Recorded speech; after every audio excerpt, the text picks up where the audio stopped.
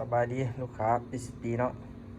หลายมือแล้วผมมีเวลามาออกคลิปให้ลูกค้าเด้อมื้อนี้น้องจะมีเวลาออกคลิปให้ลูกค้านี่คือตัวแฟกเตอร์แต่ว่ายังไปได้ฟิล์มซื้อนะอันเนี้ย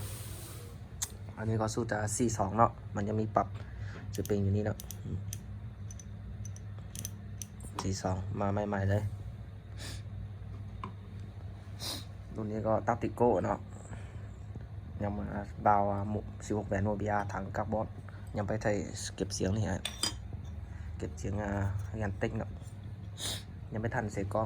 ตัวนี้ก็แฟกเตอร์นะแฟกเตอร์คลิปมือยาง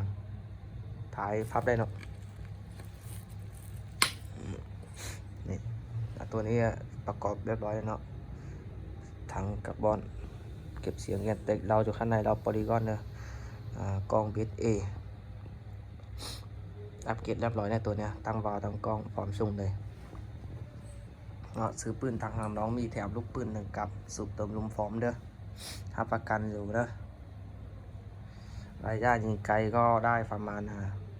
70 วัตต์ 80 เมตรเด้อไอ้น้องเด้อ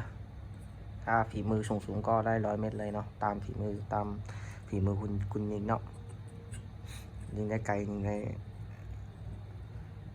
นั่นเนาะแม่นเนาะ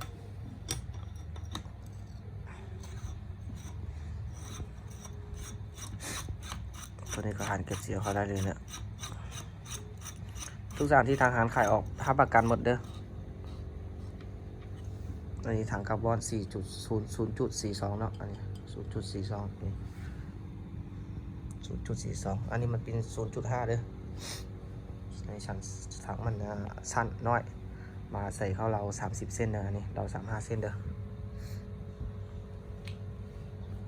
ใครสนใจก็ทักมาหาเด้ออันนี้เป็นถังคาร์บอน 0.5 เด้ออันนี้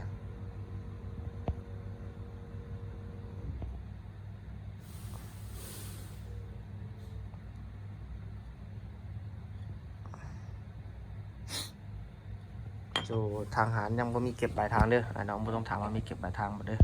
อันนี้ก็เป็นของผิดกฎหมายเนาะซ่อนขายอยู่แต่บ่มีเก็บปลายทางเด้อถ้าสนใจก็ทักมาทางเบอร์แอปเนาะติดอยู่ในคลิปเนาะสุดท้ายมันจะมีแฟกเตอร์ตัติโกเนาะตบ A เนาะบาวโมบิอาบาวแต่งเนาะ16 แบนเนาะบาวนี้บาวของเยอรมันเนาะอัปเกรดเรียบร้อยเนาะสนใจก็ทักมาหาเด้อ42เนาะใหม่ๆเลยเพิ่งมาเลย42